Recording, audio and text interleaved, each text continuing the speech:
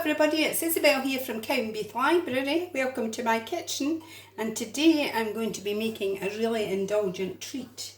So today I'm going to be making Biscoff cupcakes. Now to start with, I have 100 grams of Biscoff biscuits. You have to mash these up so they're like fine breadcrumbs. Now I'm suggesting to you, if you're like me, I decided I'd do it with a rolling pin. And it took forever because these biscuits are really hard. So if you do have a blender or a grinder or whatever you've got, please use it because it'll save you such a lot of time. Anyway, that's 100 grams of Biscoff crumbs. And what I'm going to do is put in 20 grams of melted unsalted butter. So I'm going to put that in now. What I want to do with this is have the mixture so it looks like wet sand. I don't want it cloggy. I want it that will stick together though and keep its shape, but I don't want it too wet. Okay. Now what I'm going to do with these is I'm going to put, this is a bit unusual for a cupcake, I'm just going to put a spoonful of these into each of the cupcake cases. It just gives it a wee different flavour. It makes it crunchy on the bottom. So I'm making 12 of these cupcakes.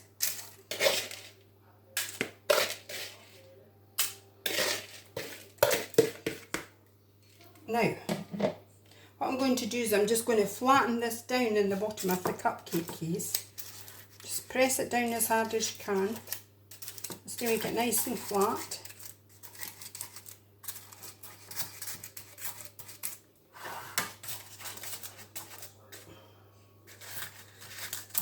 I'll come back to you when I've got this done. Thank you. Hello everyone, it's me again. I'm back with the rest of my recipe.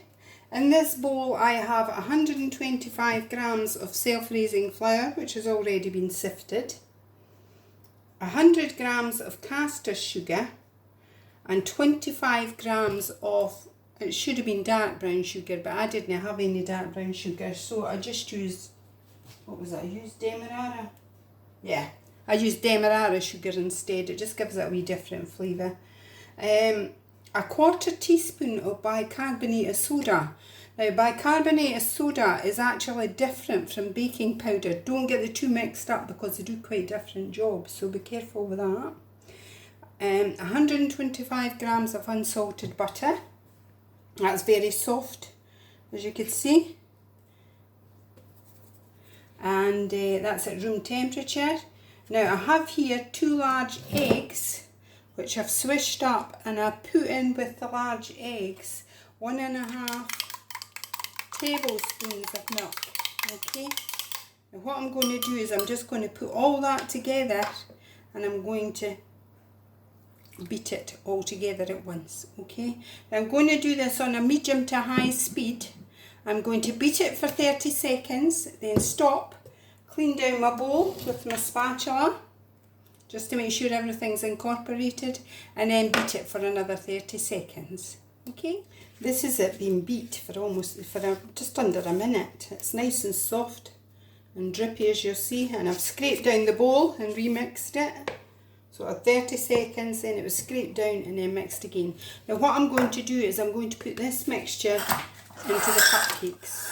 Okay, now these already have the Biscoff mixture in the bottom. So what I'm going to do is I'm going to take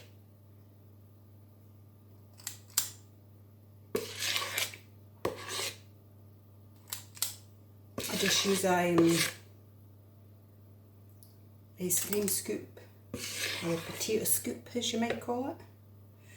You don't want to fill them too full, because if you fill them too full they'll just run over the edge. So not too full.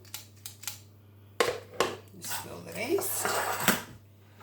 Now these should take about 170 degrees Fahrenheit in the oven for about 19 minutes.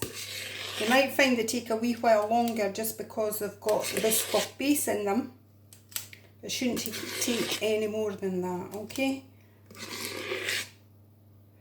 Or any more than, 23 minutes. Remember, just push your finger into them and see if they bounce back. the bounce back, they're ready. Okay. My cupcakes are out the oven, they're not quite cool enough yet. What I was going to do is put a little Biscoff in the middle of each one. So how I was going to do that is a really good idea as an apple corer to take this bit out. But unfortunately I don't have an apple corer, so I'm using an icing nozzle and I'm just pushing it into the middle just to make a wee space. And then pressing it down just so that you've got a wee space in the middle for a wee surprise when you bite into the cake. What I did was I just popped this jar of Biscoffs into the microwave for 10 seconds. Make sure you have all the silver lid off it, because if not it'll go pop, pop, pop. But it's made it really runny, which is perfect for spooning into these wee holes.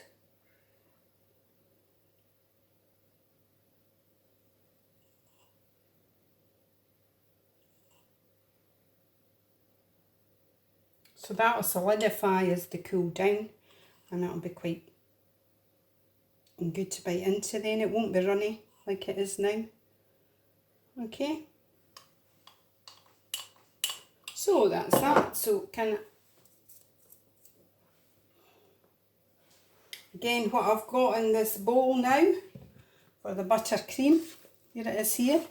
It's nice and light and fluffy. That's 200 grams of unsalted butter. 320 grams of icing sugar, 75 grams of Biscoff spread, and 1 to 2 tablespoons of milk. I've actually got 2 in this in the end, okay? Now I've beat it for more than 5 minutes to make it light and fluffy, and this is how it's turned out. What I'm going to do with this now is put it in a piping bag and pipe it onto the cupcakes. There we go.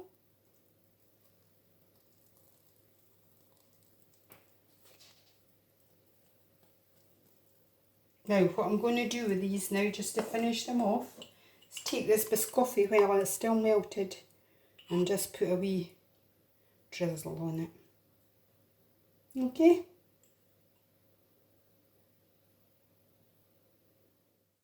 What I did forget when I was making the Biscoff cupcakes was my Biscoff biscuit. What you do is take a biscuit, break it in half, and pop it in your cupcake. Okay?